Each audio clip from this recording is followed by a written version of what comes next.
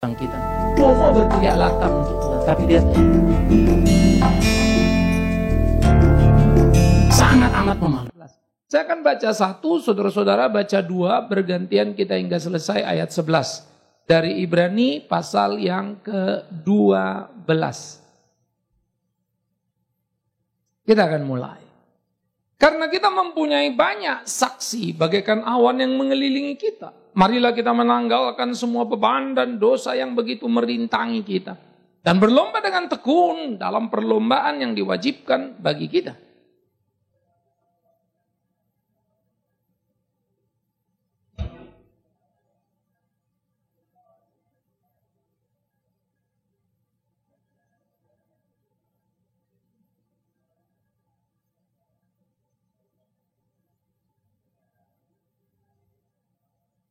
Ingatlah selalu akan dia yang tekun menanggung bantahan yang sehebat itu terhadap dirinya. Dan di pihak orang-orang berdosa, supaya jangan kamu menjadi lemah dan putus asa.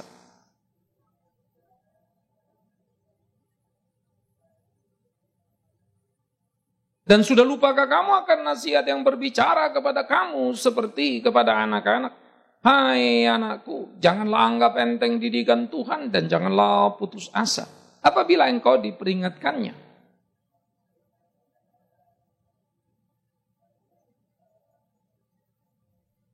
Jika kamu menanggung ganjaran, Allah memperlakukan kamu seperti anak. Di manakah terdapat anak yang tidak dihajar oleh ayahnya?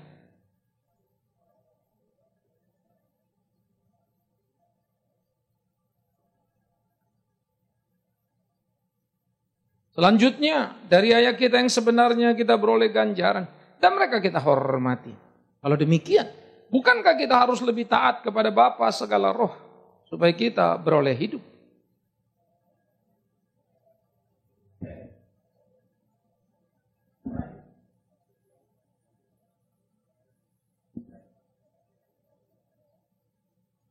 Sama-sama 11. Memang tiap-tiap ganjaran pada waktu ia diberikan tidak mendatangkan sukacita, tetapi duka cita. Tetapi kemudian ia menghasilkan buah kebenaran yang memberikan damai kepada mereka yang dilatih olehnya. Saudaraku yang kekasih, Ibrani mulai masuk ke dalam bagian kehidupan kita sehari-hari. Sesudah pasal 1, pasal 2 sampai pasal 11 dia menceritakan bagaimana hidup dan perjalanan keimanan orang Kristen. Dari mulai bapak-bapak orang beriman terus. Dari era patriarkal sampai kepada perjanjian lama, sampai kepada Kristus, kegenapan iman yang hidup ini. Sekarang pasal 12 adalah bagian kita. Bagaimana seharusnya kita mempelajari semuanya. Bagaimana kita bertanggung jawab di dalamnya. Bagaimana kita menjalani kehidupan kita. Itu keunggulan Alkitab yang seringkali diabaikan orang Kristen. Karena orang Kristen hanya suka membaca apa yang cocok dengan hari-harinya. Dia lupa. Kopi memang pahit. Gula memang manis. Tapi kalau kopi dicampur gula, itu lain rasanya. Dia lupa. Susu memang kalau dimakan begitu saja rasanya kok kurang enak. Tapi kalau ditambahkan kepada kopi menjadi luar biasa. Dia lupa bahwa seluruh aspek hidup ini, hari-hari yang kita jalani tidak pernah satu warna tetapi warna-warni. Kalaupun kita bilang suka, suka itu punya klasifikasi. Kalaupun kita bilang duka, duka itu pun masih macam-macam dan beraneka ragam bentuknya. Ada orang berduka karena anaknya, ada karena adiknya, karena kakaknya, karena orang tuanya, dan seterusnya. Begitu luar biasa dan kita tidak bisa menaifkan itu di dalam kehidupan kita. Nah, apa yang dikatakan oleh Ibrani dalam 12 dikatakan begini. Kita mempunyai banyak saksi, bagaikan awan yang mengelilingi kita. Dimanapun kita jalan namanya awan ada. Kemanapun kita pergi namanya awan ada. Begitulah para saksi itu ada dalam hidup kita. Saksi yang mana? Pasal 11 sudah diceritakan. Bagaimana para bapak-bapak beriman itu terus berjalan. Bagaimana darah Habel berteriak. Lalu bagaimana para nabi digergaji. Tapi mereka tetap setia kepada Tuhan. Mereka menjadi saksi. Tidak ada satu aniaya apapun. Tidak ada satu kesulitan apapun yang bisa memisahkan orang benar dari Tuhan. Maka rentetan fakta itu bukan satu saksi, tetapi terlalu banyak saksi. Padahal syarat Taurat cukup 2 saksi. Ini lebih dari itu. Masih kurangkah, hai orang-orang Kristen, contoh contoh kepadamu bagaimana seharusnya hidup. Kan malu kita. Sudah terlalu banyak kok, masa masih gagal juga? Kalau tidak ada petunjuk kita gagal, bisa dimengerti. Tapi kalau banyak petunjuk, cuma mengikuti, masih kita menyasar, itu kelewatan luar biasa. Ya. Ini yang mestinya kita pelajari bersama-sama. Nah oleh karena itu saudara, kita harus menanggalkan semua beban dan dosa yang begitu merintangi kita. Dan kita berlomba dengan tekun dalam perlombaan yang diwajibkan bagi kita. Kompetisi hidup Kristen adalah pertandingan yang harus diselesaikan. Dan kita hidup dalam kompetisi bukan enak-enakan. Jadi orang Kristen bukan duduk ongkang-ongkang kaki, nanti Tuhan berikan semua yang kau butuhkan. Jadi orang Kristen tidak sama, hidupmu akan mulus. Kalau kau sakit langsung sembuh, kalau kau miskin langsung kaya. Enggak, saudaraku. Hidup Kristen ada pergumulan. Kadang-kala kita sudah berjalan benar pun masih dimaki orang. Tapi lucunya berjalan salah dipuji orang. Dunia ini sangat menyesatkan. Perlu sebuah kehati-hatian. Para koruptor yang hidupnya begitu jahat, lebih jahat daripada penjahat. Kenapa begitu? Para penjahat itu mereka jahat, memang mereka penjahat dan menyebut dirinya penjahat. Tapi orang yang selalu menyebut nama Tuhan tapi merampas dan merampok untuk kepentingan dirinya, mengkorup atas nama Tuhan. Bukankah itu penjahat yang sangat jahat? Tapi heran tuh, dua-dua bahagia saja. Sehingga Mazmur pun berteriak, "My God, orang benar hidup susah, tetapi orang berdosa ini hidup begitu mulus jalan." Saudara baca Mazmur 73. Bacalah seluruh bagian Alkitab dan terkejutlah. Sangat indah. Hidup ini betul-betul telanjang di dalam Alkitab. Mudah kita memahaminya. Tahu kita kalau gini resikonya apa dan seterusnya. Petunjuk yang amat sangat sempurna. Tapi memang secara selera kita belum tentu suka. Nah itu masalah kita. Bukan penjelasannya cukup atau tidak. Selera kita cocok atau tidak dengan Alkitab.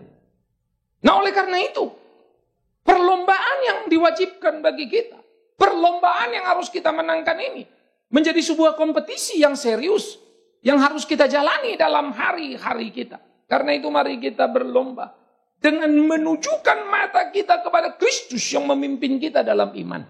Maka saya suka ketika Yesus berkata, "Kau mau ikut aku? Tangkal dirimu, pikul salibmu dan ikutlah aku." Maka mengarah kepada Kristus itulah kita berjalan mengarah kepada Dia, di dalam Dia, dan hanya mengikut tiap apa yang sudah dijalani. Namun ingat, kalau engkau berjalan mengikut Kristus tanpa Kristus di dalammu, engkau tidak akan bisa apa-apa. Artinya lagi, kalaupun kau melangkah mengikut Yesus itu semata-mata anugerahnya ada padamu. Karena itu tidak ada alasan untuk jatuh. Dia menyertai kita. Kita tidak sedang ikut di sana lalu kita lari sini, dia bisa nggak jatuh, kita jatuh. No. Berjalan bersama dengan Kristus adalah Dia menunjuk jalan, tetapi Dia sendiri di dalam kita. Aku di dalam engkau, engkau di dalam aku. Itu sebab membuat kita mampu melewati hidup ini. Sehingga tidak ada alasan untuk kita gagal. Tidak ada alasan untuk kita tidak bisa menyelesaikan persoalan kita. Kecuali memang yang kita cintai adalah diri kita dan bukan Yesus itu. Kita hanya menyebut namanya, tapi tidak mentaati ketetapannya. Ini pergumulan keagamaan, saudaraku yang kekasih. Mudah bagi seorang pendeta berkhotbah dan bicara. Dan mungkin khotbahnya itu benar seperti ahli Taurat. Tapi apakah hidupnya benar? Dumpalitan. Barat dan timur bertolak belakang. Pengetahuan yang benar, kelakuannya amat sangat luar biasa, super gak benar. Karena itulah kita bergumul. Jangan terjebak hanya mengetahui, tapi bagaimana melakoni itu dengan sungguh-sungguh. Karena itu lakukanlah. Matamu tertuju kepada Kristus, terikat kepada Dia. Di dalam Dialah kita beriman. Dan yang membawa iman kita kepada kesempurnaan. Perhatikan. Mungkinkah manusia hidup sempurna? Kita bisa nggak hidup sempurna, saudara? Halo? Manusia bisa sempurna? Hah? Jadi kita sebagai manusia bisa sempurna nggak? Enggak ya. Saya enggak tahu, saya bilang manusia langsung saudara bilang tidak. Saya tanya kita sebagai manusia, saudara bilang juga tidak. Kalau sebagai orang Kristen, saudara bisa sempurna enggak? Baru mendadak bisa, rupanya tadi kalian bukan Kristen, saya juga enggak ngerti. Coba mulai pikirkan, Yesus menggugat kita. Hendaklah engkau hidup sempurna seperti Bapamu sempurna. Lah banyak pengkhotbah bilang, manusia itu mana bisa sempurna? Pembohong. Coba bilang manusia tidak bisa sempurna. Itu panggilan kita. Tapi Anda nggak sempurna, betul. Dan itu tangisanku. Perhatikan kalimatku. Kita harus hidup sempurna.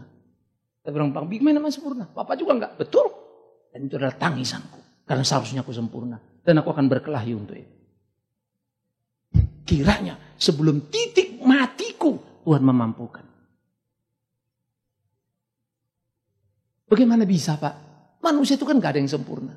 Memang ketika jatuh dalam dosa, semua manusia tidak sempurna. Tapi ketika ditebus oleh Kristus, Ibrani mencatat, kita ditebus dengan darah suci. Kita ditebus dengan penebusan yang sempurna. Sehingga kita punya capital, kita punya modal sempurna karena penebusan Kristus. Maka berarti bisa hidup sempurna. Bisa kalau kita bertanggung jawab pada anugerah yang diberikannya. Maka kita bisa sempurna. Bisa kalau kita berjalan menatap kepada Dia, berpegang kepada Dia, Kristus. Dan beriman penuh kepada Dia. Dan itu yang dijalani para nabi, para rasul, sampai mereka mengalami kematian yang mengerikan. Tapi mereka tidak pernah terpisah dari Tuhan yang menghidup.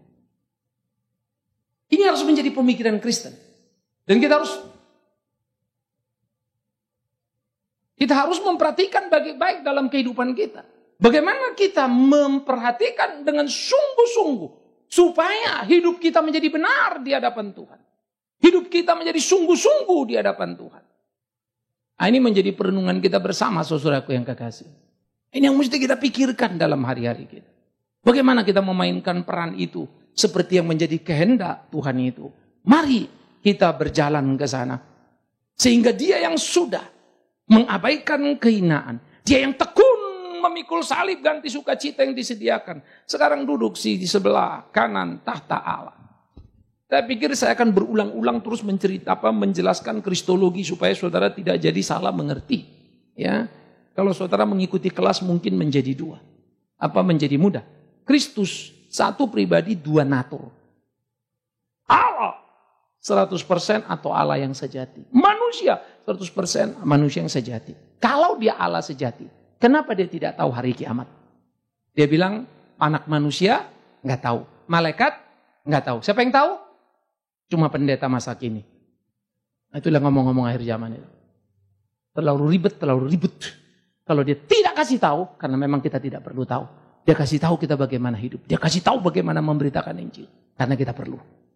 Akhir zaman itu bisnisnya Dia lah itu. Kapan Dia mau datang nomor 8 ya. Tapi siap apa enggak kita, itu bisnis kita. Hidup yang benar. Jadi dua. Dia natur Allah, Dia natur manusia. Nah di dalam natur manusia Dia lahir, makan, tidur dan seterusnya. Masa Allah haus? Yes. Tapi dalam natur ilahinya, Dia bisa membuat air jadi anggur, membuat badai tenang dan seterusnya. Dia bisa memerintahkan semuanya. Alam semesta tunduk padanya. Tapi kenapa Dia tidak tahu? Karena Dia jadi Allah yang membatasi dirinya. Filipi pasal 2. Dia yang setara dengan Allah, sama sehakikat. Tapi tidak mempertahankan kesetaraan itu. Melainkan mengosongkan dirinya. Melepas seluruh atribut kemahaannya. Sehingga Dia menjadi Allah yang terbatas. Mana ada Allah terbatas? Allah tidak terbatas. Betul. Itulah inkarnasi. Dia rela membatasi dirinya. Dia seperti raja yang berpengetahuan. Yang begitu cerdas karena raja. Tetapi Ia tidak memakai komandonya. Dilepasnya jubahnya sehingga Dia tidak mau memerintah orang. Sehingga pengawal tidak sadar kalau itu raja. Melepas atribut keilahian kemahaannya. Dia tahu. Dia ekstra lebih tahu daripada kita manusia. Tapi Dia rela untuk dibawa Allah. Maka Dia berkata, Bapakku yang mengutus aku lebih besar daripadaku. Karena Dia mengosongkan diri. Maka disebut istilah Dia ada di sebelah kanan Allah Bapa. Tidak perlu kau pikir kalau gitu Yesus tangan kanannya. Lalu kalau kubalik nanti, Yesus tangan kirinya siapa? Allah. Kan gila juga. Capek kali kau mikirin itu. Tangan kanan adalah kemuliaan. Dimuliakan. Kalau kita besok semua jadi tangan kanan Allah, kan bingung sendiri kan. Kok banyak amat tangan kanannya? Semua anak-anak Allah adalah tangan kanannya Allah. Semua anak-anak Allah yang sungguh-sungguh. Tangan kanan Allah. Istilah tangan kanan yang dimuliakan, dijaga bagian penting dari hidup itu. Nah itulah Yesus. Oleh karena itu, Yesus yang datang ke dalam dunia. Yang mengosongkan dirinya. Yang membatasi dirinya. Berjalan. Dia dicobai. Banyak orang bilang sandiwara. Percuma dicobai. Dia kan Allah. Jangan kau lupa. Dia tidak Allah sepenuhnya Allah. Ia rela mengosongkan dirinya. Itu sebab ia mengalami kematian. Itu sebab ada yang dia tidak tahu.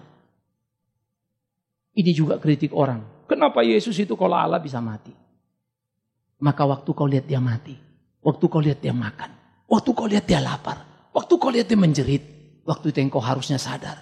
Betapa dia yang maha. Tak mungkin menjerit. Tak mungkin mati. Tak mungkin lapar. Tak mungkin haus. Rela menjadi seperti itu. Hanya karena manusia bajingan seperti aku ini.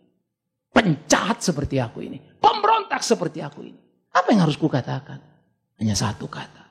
Terima kasih ya Tuhanku. Terima kasih ya Allahku. Kau berkenan kepada kenajisanku ini. Kau yang suci. Ia melepaskan haknya. Dan kita tidak pernah suka itu, bukan? Kita justru pegang hak kita. Kalau perlu hak orang kita ambil untuk kita. Betapa tidak mudahnya hidup. Godaan dunia ini luar biasa. Semua orang dihormati kalau dia punya hak dan kekuasaan. Tapi ketika orang rela melepas hak dan kekuasaannya, dia dianggap bodoh. Dunia ini sadis. Tapi dalam tataran nilai. Jadi musuh kita itu bukan tukang pentung, preman-preman. Kalau preman itu sekali kali pukul gedebuk masuk rumah sakit beres itu. Kalau dibacoknya gimana Pak? Dibacok mati kau masuk surga. Berterima kasih kau sama preman itu. Dipercepatnya kau ke surga. Baik dia itu. Itu saja kok konklusi hidup ini. So simple. Tapi di sini nih, keinginan ini nih. Ini yang sulit bagi kita, saudara. Ya jadi di dalam bagian-bagian seperti inilah kita diajar dan diingatkan betapa Kristus itu mengabaikan kehinaan. Di jalan, diejek, diledek, dicambuk, disesah, dikhianati bahkan oleh para muridnya sendiri. Yang makan satu piring dengan aku menjual aku. Dan kalian akan tercerai-berai semuanya. Petrus boleh berteriak. Tidak guru, yang lain boleh hancur, aku tidak. Silakan teriakan keimananmu. Orang Kristen masa kini persis seperti Petrus sebelum bangkitan. Semua berteriak lantang untuk Tuhan. Tapi lihatlah hidupnya. Sangat amat memalukan. Mereka bisa memutarkan fakta begitu luar biasa. Miris. Saudara-saudara, saya selalu berkata pada orang Kristen sekarang penuh kemunafikan. Khususnya kita di dunia media susah ya. Beritakan yang benar lalu dianggap menyerang. Nah, saya tidak ikut-ikutan lagi urusan sepenuhnya. Saya ingatkan anak-anak harus benar. Tapi kalau beritakan yang benar dianggap menyerang. Lalu sekarang sudah ada namanya jurnalis damai gitu ya. Damai itu katanya janganlah nyerang-nyerangkan kita sesama anak Tuhan. Saya baca-baca di Alkitab jungkir balik pun gak ada. Lebih sadis lagi Tuhan Yesus daripada reformata misalnya. Ya, kita cuma menelanjangi orang salah. Reformata Tuhan Yesus dibalikkannya. Meja-meja, persembahan apa segala macam yang gak beres. Apa gak lebih sadis itu? Berarti Yesus bukan damai. Berani ngomong Yesus bukan juru damai? Berani Yesus ngomong Yesus bukan pembawa damai? Jangan lupa kau. Kalau pegawai kerja sama saya tidak jujur, saya pecat. Paling dia berhenti kerja lalu pindah lagi. Dalam tanda petik, Yesus lebih ngeri dari aku. Bukan dipecatnya, dinerakakan. Bukan PHK. Kau tidak percaya, ke neraka. Percaya, ke surga. Alkitab itu kan sangat jelas ya. Kenapa sih kita nggak serius memandang itu? Kenapa sih kita cengeng di relasi antar kita ini semua? Sehingga minta perhatian, minta ini, minta itu, harus begini, harus begitu. Mau menerjemahkan Kristen itu cocok dengan semua yang kita mau. Kenapa nggak kita menghantam diri kita daripada menghantam yang lain? Saya ditegur, saya salah. Bodoh juga, belajar lebih pintar. Kalau kau pintar, kau jujur, semua orang respect sama kamu.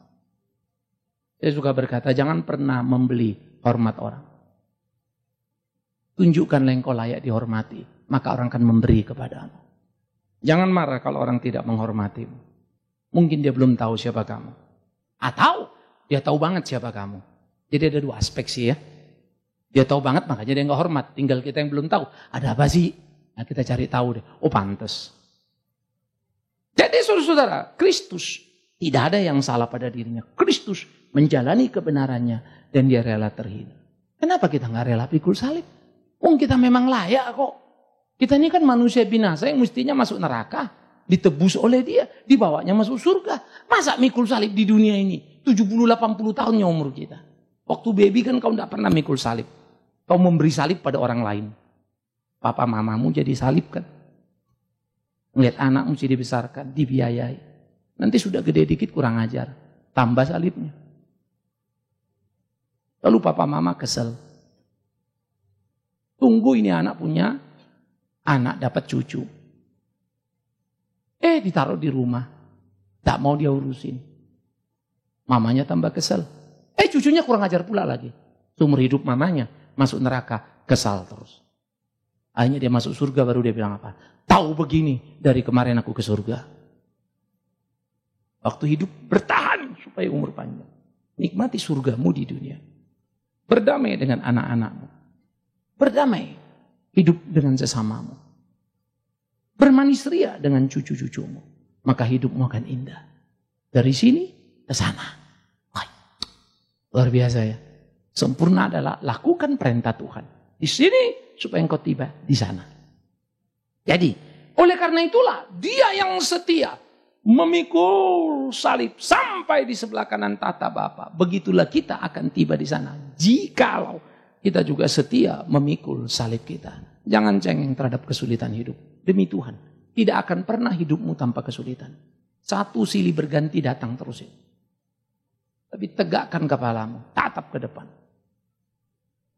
Ya. Seluruh pelayanan yang saya kerjakan, tidak pernah ada satu menjadi cukup.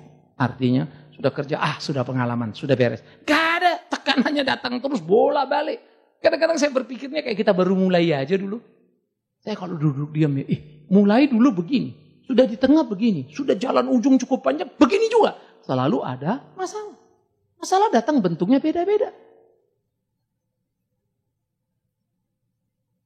Saya suka bilang dulu waktu kita bangun sekolah, waduh dari mana uangnya? Wah Tuhan biar cara yang luar biasa. Begitu sekolahnya jadi, gantian saya yang bengong. Gila ya, ini uang bisa datang dan jadi semua. Tapi problem bergeser, bagaimana gurunya? Lalu kita berdoa terus, tambah gurunya. Bagus ya? Puji Tuhan gurunya tambah. Tapi ternyata tambah guru yang kita produksi sendiri, tambah juga masalahnya. Belum tentu semua mau terus-terusan menerima estafet dari tangan ini. Saya bilang sekarang gila lah, 60 saya sudah pensiun secara administratif. Ayo kalian bangun. Sulit cari yang sungguh-sungguh. Yang bagus cenderung gak mau. Yang jelek, itu yang pasrah diri. Siapa yang mau mempersembahkan yang terbaik untuk Tuhan? Sulit loh. Jadi satu. Umur jalan terus. Kayaknya kok belum selesai-selesai. Lalu Pak bagaimana? Akhirnya aku nggak mau tahu aku umurku berapa. Nggak mau tahu aku mati kapan. Nggak mau tahu aku. Apakah ini selesai apa enggak. Tapi aku mau tahu hari ini ku kerjakan apa supaya bisa selesai. Selesai apa enggak ya bisnisnya Tuhan. It's not my business. Bisnisku hari itu hari ini selesain, beresin semua. Begitulah hidup kita. Dari persoalan ke persoalan mari kita jalani. Jadi jangan cengeng. Tidak ada persoalan tanpa guna. Persoalan itu sangat berguna. Mengingatkan kita betapa rapuhnya kehidupan ini. Jadi jangan kau berdoa. Tuhan semoga hidupku tidak ada masalah. Salah itu. Berdoalah kau. Tuhan masalah apapun terjadi di hidupku. Kuatkan aku melewati ini. Itu dua hal yang berbeda. Sehingga kita terlatih mengatasi berbagai persoalan oleh dan karena Kristus Tuhan itu. Jadi ingatlah dia. Yang tekun menantikan bantahan yang sehebat itu. Fitnah daripada ahli-ahli Taurat itu. Jadi kamu jangan lemah. Kamu jangan putus asa. Penderitaan apa yang kau alami melebihi penderitaan Kristus? Tidak ada dan tidak akan pernah ada. Kenapa? Manusia menderita adalah manusia berdosa. Yang memang punya dosa, layak menderita akibat dosanya. Entah sekarang, entah kemarin, entah dulu. Tapi Kristus tidak pernah berbuat dosa dan tidak berdosa pada dirinya. Sang suci dihianati, sang suci dihina, sang suci dimaki. Siapa yang bisa seperti itu? Saya waktu benar kalau difitnah marah loh. Marah jujur saja. Kurang ajar, kelewatan. Saya perlu waktu lama untuk meredam itu.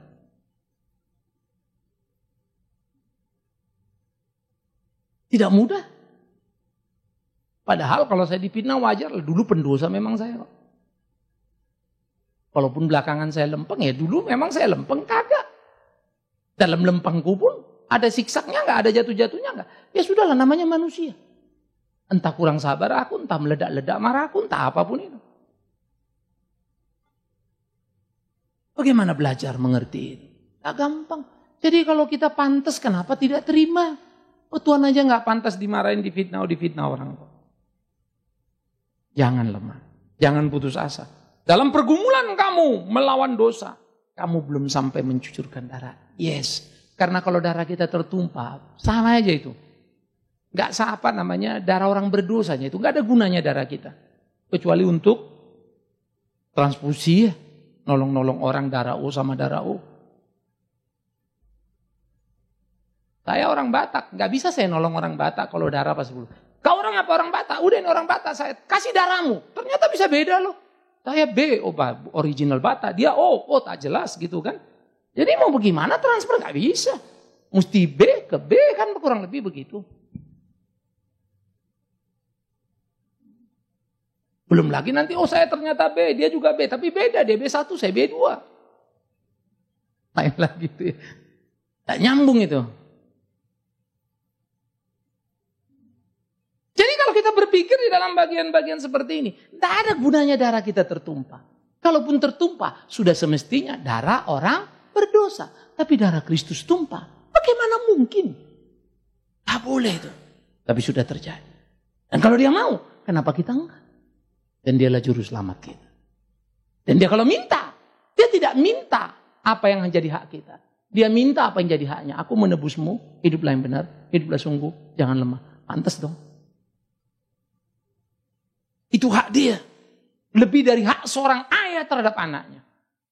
Lebih dari hak seorang ayah terhadap anaknya. Itulah hak Tuhan terhadap kita. Saya tidak berhak mencabut nyawa anak saya semurka apapun. Saya sejahat apapun dia. Tapi Tuhan berhak. Nah kalau dia berhak penuh pada kita. Dia sudah menjalani dan mau supaya kita sungguh-sungguh. Mengapa tidak? Oleh karena itulah saudara. Tuhan itu akan terus mendidik kita. Di dalam cintanya. Maka dikatakan, janganlah anggap enteng didikan Tuhan. Janganlah putus asa apabila engkau diperingatkan. Amsal menceritakan. Seorang anak yang mencintai didikan ayahnya. Menikmati kekerasan dalam kebenaran yang ditegakkan. Maka dia akan menjadi anak-anak yang menyenangkan di waktu depan. Anak-anak yang tidak tahu kesulitan. Anak-anak yang tidak tahu kesusahan. Lihatlah, dia jadi anak-anak yang rapuh di kemudian hari. Maka anak-anak, jangan cengeng. Kalau papamu, mamamu marah. Mungkin betul marah mereka kadang lebih karena emosi mengikuti. Maklumlah kami orang tua ini agak murah hati. Tidak hanya marah plus emosi. Jadi fakta dan emosi itu campur aduk. Maklumlah namanya orang tua jungkir balik cari uang. Susahnya setengah mati. Udah itu anak makan kurang enak pula lagi dibilang apa. Enggak kurang ajar rasanya itu. Kau kurang enak tapi bagiku itu kurang ajar. Berkeringat aku cari makan kau bilang enggak enak. Apa mesti mencuri papamu ini untuk makan enak? Kan kurang lebih orang tua begitu. Anak-anak kan enggak tahu. Tapi begitu nanti anak-anak jadi orang tua baru tahu. Itu saya. Saya dulu, waduh, mama saya itu bisa nangis karena papa saya lawan. Saya ajak tanding, saya pegang pisau. Padahal papa saya tentara sekali tonjok juga saya KO. Tapi itulah saking marahnya terus nggak tahu dirinya juga. Hari ini saya jadi bapak, baru saya sadar sulitnya ngurus anak. Pusing juga, bodoh gila. Baru saya rasa jahatnya aku dulu. Tapi kalau saya lihat anak-anak saya juga bersyukur pada Tuhan. Mereka nakal. Mana anak mana yang gak nakal? Tapi jangan kau bilang, kalau gitu anak pabrik mana nakal. Anakmu lebih nakal. Jadi jangan salah paham dulu kan begitu. Nah, waktu saya lihat mereka nakal, kalau istri saya bilang, aduh ini anak-anak begini. Udahlah, apalagi anak yang laki ya. Aku ini laki dulu. Kejahatannya itu cuma 20% dibandingkan kejahatanku dulu. Udah top itu 20%. Saya berkali-kali lipat dari anak itu nakalnya dulu. Tapi hari ini saya sadar, kenakalan anak pun seni dalam menguji kita. Betulkah kita orang tua? Baru ngerti ya, Tuhan kasih itu izin kok supaya ada kesulitan sehingga dengan seni itu kita mendidik. Kalau ada bawahan kita nakal, kurang ajar, susah diatur. Itu seni untuk menguji diri. Sejauh mana sebetulnya kita memahami belas kasih. Sejauh mana kita mengerti, mendidik, memang mendidik, bukan menganiaya. Tuhan itu mendidik kita tidak pernah menganiaya kita. Saya pun harus jujur, banyak kesulitan dalam hidupku. Jadi berkat tersendiri bagiku.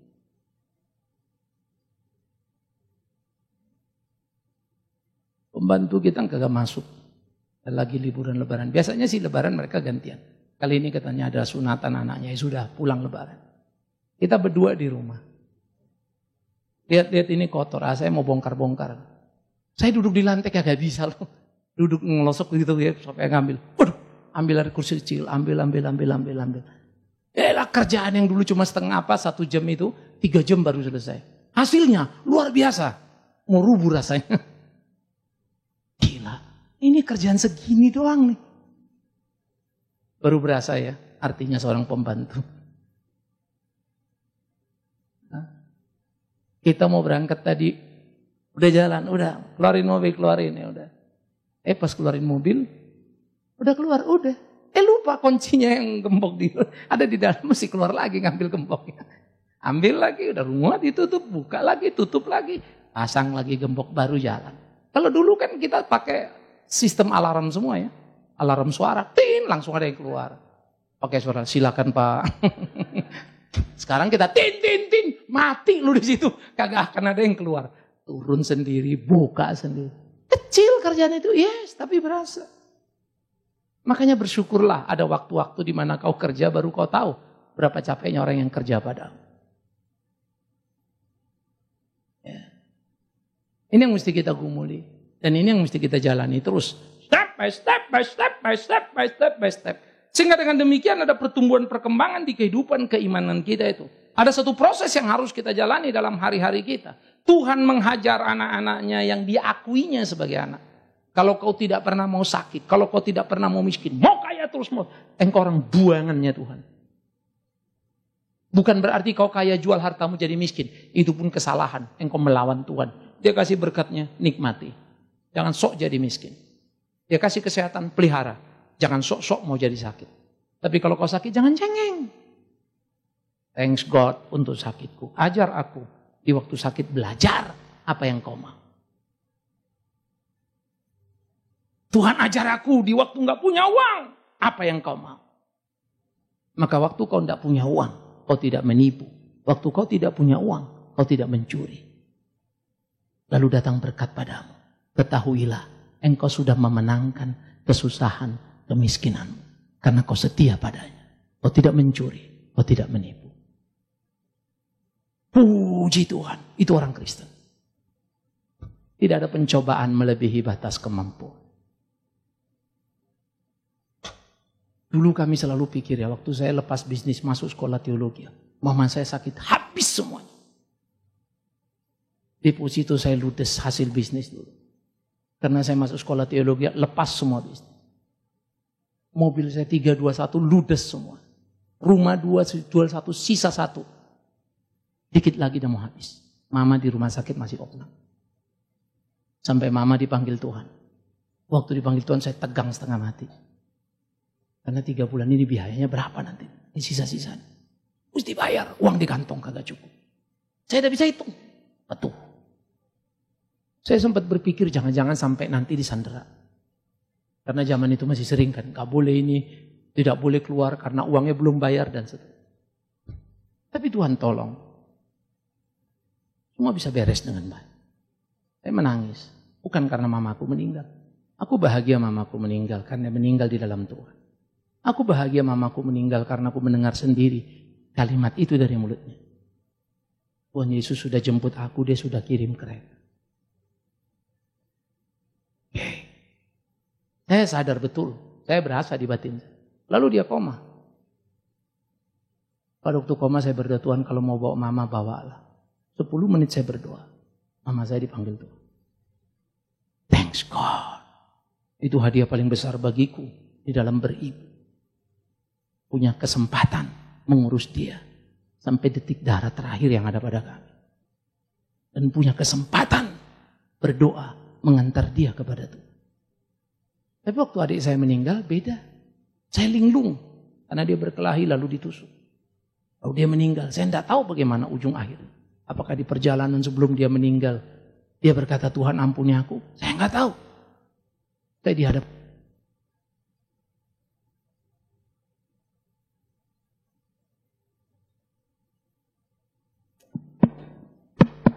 Tetapi saya juga melihat bagaimana tangan Tuhan itu menuntun dan membimbing. Belajar hidup ya. Jangan cengeng. Saya rasanya nggak kuat waktu mengalami kesulitan. Hidup berkelas. Kartu kredit ada. Makan suka kita milih. Tapi ada pada posisi mau makan pun tidak bisa milih. Makan Padang pada waktu itu saya 25.000 itu biasa. Tapi hari itu makan Padang 7.500 saya nggak bisa bayar. Saya mesti makan di warteg 3.000 perak. Saya berhenti depan warteg dan nangis. Why God? Ku tinggalkan bisnisku. Aku mau satu arah. Aku mau fokus kepadamu. Tapi kok begini? Saya masuk makan itu sambil nahan air mata. Rasanya kedebuk prak. Tapi Tuhan baik. Hari ini kami tidak diskusi urusan uang. Entah bagaimana caranya saya nggak ngerti lah. Itu bukan bisnisku. Tuhan selalu atur. Doaku datang keluar, datang keluar, datang keluar. Orang kasih saya kasih ke tempat lain lagi pelayan. Itu prinsip yang saya pegang. Dan mengalir. Tapi ada problem lain yang kita mesti bereskan. Ini, itu, dan segala macam.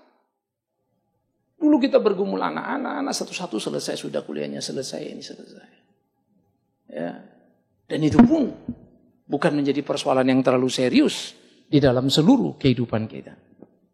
Tetapi lagi-lagi persoalan itu terus berpindah lagi, berganti lagi. Sampai kapan? Sampai mati. Kita selesaikan Kalimantan. Saya sudah nggak pengen sebetulnya. Sudah bawa anak Papua. Papua terbuka jalan, saya pun bingung, linglung. Mau mundur ya kok salah, mau maju ya kok berat. Sakit sudah belek dua begini. Maju lagi. Persoalan tersendiri lagi. Urus tanahnya. Iya, kalau selesai dipatok kita senang. Ayo patok BPN. Beres misalnya ya. Pusing lagi nunggu biaya pembangunannya bagaimana. Nah gampang ya. Satu diskusi ke satu diskusi. Oke, misalnya selesai terbangun. Puji Tuhan, wali kota senang misalnya. Iya, wali kota boleh senang. Pengeknya kita tiap bulanannya dari mana lagi tuh? Wah, terus akan bergulir saudara. Tapi kalau dia mau pakai. Engkau lebih besar. Dengan risiko dan tenaga lebih besar. Bukankah itu kesempatan? Boleh berkorban lebih besar. Memberi lebih besar. Padahal sebesar-besarnya pengorbanan kita. Tetap tidak akan pernah menyamai pengorbanan Kristus pada kita. Jadi jangan pernah berhenti. Jangan cengeng. Hari ini saya bersyukur. Saya bukan cuma pendeta yang bisa ngomong. Saya bersyukur pendeta yang diizinkan melewati itu. Maka aku akan berkata, Tuhan engkau memang baik. Kau hajar aku. Sehingga aku makin mengerti arti hidup yang sesungguhnya. Kau beri aku hak untuk bicara. Hidup mengikutmu adalah indah. Sekalipun tahun 2000 klep saya sudah pasang. ICD 2014. Nanti tidak tahu lagi CCD, DDD, apa-apa segala macam lah itu kali. Mungkin terakhir matiku bionic man saya ini. Maybe. Satu orang lihat dokter saya bilang lihat jantung. Pak, yuk kalau sekarang jantung gak problem loh Pak. Ini bisa dipasang nanti. Jadi separuh ya. Jantung ini nanti separuh mesin, separuh jantung original. Sekarang udah ada Pak di Amerika. Saya ketawa aja. Kalau sempat keburu begitu ya, klep, ICD, lalu jantung saya bengkak ini dimodif lagi begitu ya. Kalau gabruk lagi dibawa Amerika begitu misalnya, oke bisa dipasang gitu. Waktu saya cerita aja, Pak, pokoknya apapun terjadi, orang sudah pada, yuk pergi. Kita yang beresin. Saya bilang bukan urusan itu, gue geli aja gitu ya. Lalu hidup pakai semua serba mesin. Memang nama saya Big Man, tapi bukan Bionic Man. Itu beda itu. Tapi bisa repot. Kalau bilang Steelman. Steelman itu bisa dua ya. Nah, tinggal kau masih laki-laki atau laki-laki besi. Terserah, itu hidup. Jadi jangan cengeng kau kalau kau sakit. Bankrupt, saya sudah bankrupt. Jangan cengeng kau kalau kau bankrupt. Tapi kalau kau bankrupt dan engkau berjalan di kebenaran, perhatikan, Tuhan mendidikmu. Tuhan menyayangimu, jangan marah pada Tuhan. Dan akhirnya dikatakan, dari ayah kita itulah kita memperoleh ganjaran. Dididiknya, dibentuknya kita, dididiknya kita supaya kita tahu apa yang baik menurut mereka. Dihajarnya kita supaya kita menjadi baik dan beroleh kekudusannya. Tiap-tiap orang memang waktu diganjar, waktu dihajar nggak enak, sakit. Yes, kenapa? Karena kita tidak mengerti waktu terjadi. Ngertinya itu selalu too late. Saya nggak satu kali mengalami kesulitan dalam hidup, tapi saya tidak pernah mengantisipasi kesulitan. Ngerti maksudnya ya? Tiap masuk kesulitan tetap saja gemetar, bergumul. Tar 2, 3, 4 hari, setengah minggu, 1 bulan. Oh iya ya. Apa yang membuat kita berbeda menghadapi problem? Ya saya 1 minggu sadar. Ya. Kamu 1 tahun, ya belum sadar. Itu aja bedanya sih. Mundur ya, jangan 1 tahun dong. 1 bulan kek. Jangan 1 bulan dong. 1 minggu kek. Jangan 1 minggu, kalahin tuh pendetamu. Oke? Jadi kalau sakit kau besok nyanyi, jangan kulit kau nangis. Jangan ngomong, kata dokter Pak saya nggak ada harapan hidup. Ngapain kau nangis? Nggak ada harapan hidup Pak. Artinya apa? Mati Pak. Bagus, bahagia kau dari aku, kau duluan ke surga. Nanti aku nyusul. Kalau boleh nemenin ya saya temenin, kita tanya Tuhan. Jangan cengeng. Jangan cengeng. Bapak nggak ngerti persoalan saya ini sulit sekali Pak. Satu orang telepon saya. Pak Bigman, saya sedih, saya kecewa Tuhan tidak jaga. Loh kenapa? Suamiku selingkuh Pak. Selingkuh apa? Banyak orang selingkuh. Bapak tidak ngerti. Ya saya nggak ngerti apanya. Ya kalau kamu tidak jelasin saya juga memang tidak ngerti. Dari tadi kamu bilang parah, selingkuh ya. Saya ngomong apa yang saya... Suami saya selingkuh sama laki-laki Pak. Waduh. Surprise juga sih. Oh, jadi maksud kamu kalau dia selingkuh sama perempuan kamu bisa terima. Sama laki-laki enggak. Ya enggak gitu juga. Terus mau apa? Sehingga kau sebut ini ekstra lebih hebat. Memang saya ngerti. Kalau dia jadi bisek itu sakit, sangat menyakitkan. Ya. Lalu saya ngomong, akhirnya dia bilang apa? Pak Bigman saya enggak mau, saya mau keluar dari rumah. Terus, saya mau tinggal di Kalimantan. Saya bilang bagus. Kita ketemu, kita ngobrol-ngobrol dulu, teduhkan hatimu 3-1 minggu ini. Kau pikir baik-baik, habis itu kau berangkat ke sana. Saya senang sekali. Banyak hal yang bisa kamu lakukan di sana.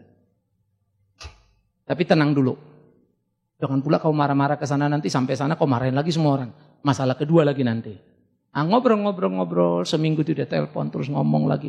Saya suruh dia pergi konseling, saya suruh dia pergi ke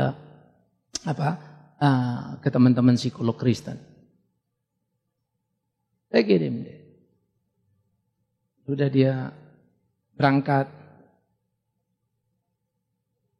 Seminggu, 2 minggu. Udah seminggu dia nggak ngomong lagi mau ke Kalimantan. 2 minggu, 3 minggu. Gantian sebulan saya tanya, gimana masih mau ke Kalimantan enggak? Saya masih tetap pertimbangkan Pak. Kemarin kan mau berangkat segera. Sekarang pertimbangkan. Terakhirnya ditimbang-timbang. Nggak jadi-jadi saudara. Tapi nggak apa-apa. Sudah teduh dia. Terakhir dia menikahkan anaknya, suaminya ada di situ dan saya bahagia. Mereka pulih, by time. Menyakitkan ya. Saya kadang-kadang yang paling sulit adalah dia punya kesan mendekat lalu sangat berterima kasih dengan hal itu, tetapi saya sendiri seringkali nggak punya cukup waktu untuk ngobrol lagi ya. Jadi kalau dia SMS saya jawab ngobrol by WhatsApp aja. Aduh sorry ini lama kita nggak ketemu. Karena nanti yang begitu bukan 1, 2, 3, 4. Kadang-kadang saya nggak ngerti. Tapi hidupku bahagia. Paling tidak kalau aku mati, modal orang yang menangis sudah lumayan. Tidak tahulah kalian nangis apa enggak. Tapi kalau kalian tidak nangis, hari ini aku bikin kalian nangis. Selagi aku hidup. Maka menangislah ketika aku mati. Jangan menangis ketika aku hidup. Karena aku tidak ingin ditangisi di hidupku. Akan kujalani hari-hariku. Tapi menangislah di matiku. Bukan karena matinya. Karena kita nggak sama-sama lagi. Tapi sabar kau. Kutunggu kau. Itu pun kalau ketemu. Saya agak khawatir. Apakah semua nanti kalian ketemu gitu ya. Halo? Mau? Ketemu lagi? Di surga? Ya aku lihatlah mukamu tiap minggu ya. 5 tahun ini kuliatin tiap minggu ada enggak? Biarlah Tuhan menolong kita saudaraku. Melewati proses hidup yang enggak gampang. Tapi ingat, Tuhan mengasihi kita. Selamat bertanding di pergumulan yang tak sederhana. Gapailah kesempurnaan dalam suka duka. Tuhan menolong kita. Kita berdoa. Terima kasih Tuhan untuk apa yang bisa kami renungkan. Kebenaran firman ajaib yang sudah Kau ajarkan. Ajar kami hidup di dalamnya. Supaya hidup berkenan kepada Tuhan. Kami seringkali marah pada kesulitan hidup ini. Harapan kami seperti pupus. Tidak sakit, persoalan ekonomi. Datang silih berganti. Persoalan keluarga seperti tidak kunjung usai. Belum lagi di pekerjaan, di keseharian. Sepertinya kami dihadang oleh tembok-tembok masalah di kiri, kanan, depan, belakang. Kami terjepit. Tapi kami diingatkan ketika menatap ke awan-awan. Ada di mana-mana. Seperti itulah kesaksian orang-orang beriman. Tak pernah berhenti hingga kesudahan zaman. Karena itu kami mau belajar ya Tuhan. Tolong. Supaya di keberimanan kami terus berjalan bersamamu di dalam. Di kelemahan kekurangan kami, tolong. Supaya kami menjadi seperti apa yang Tuhan mau. Manusia yang rapuh. Penuh kelemahan dan kekurangan. Mampukan kami. Supaya kami jadi manusia tangguh di tengah pergumulan zaman. Dan boleh menjadi saksi dalam zaman yang kami jalani. Itu rindu kami. Bantulah biar hidup kami sebagai gerejamu. Yang Kau berkati, yang Kau sertai. Kegairahan kami untuk terus bertumbuh. Kegairahan kami bukan hanya membereskan diri dan jiwa kami untuk terus beribadah kepada Tuhan. Tetapi panggilan kuat dalam batin untuk membawa sebanyaknya orang mengenal kebenaran. Hidup tangguh di berbagai pergumulan persoalan yang ada. Dan bukan menipu diri. Mencari hal yang memuaskan emosi. Tuhan tolong kami. Kami serahkan gerejamu dalam tanganmu. Kami serahkan hidup kami ke dalam belas kasih-Mu. Terlebih lagi, setiap rekan-rekan pengerja majelis jemaat. Tuhan tolong pimpin dan berikan hikmat dalam menjalankan tugas. Ya berdoa bagi jemaat-Mu yang sudah lama tidak hadir. Di tengah pergumulan persoalan kehidupan, Tuhan ingatkan mereka untuk kembali beribadah kepada-Mu.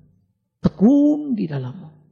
Kami juga mau berdoa bagi tiap saudara-saudara lain yang tak dapat kami sebutkan satu persatu.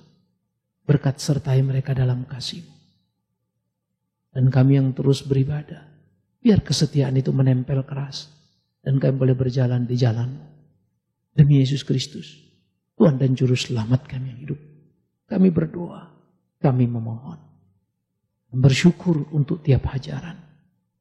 Mampukan kami untuk menjalaninya. Terpujilah Engkau, Tuhan kami, Juru Selamat kami, Guru Agung kami. Amin. Kita bangkit berdiri saudara, kita akan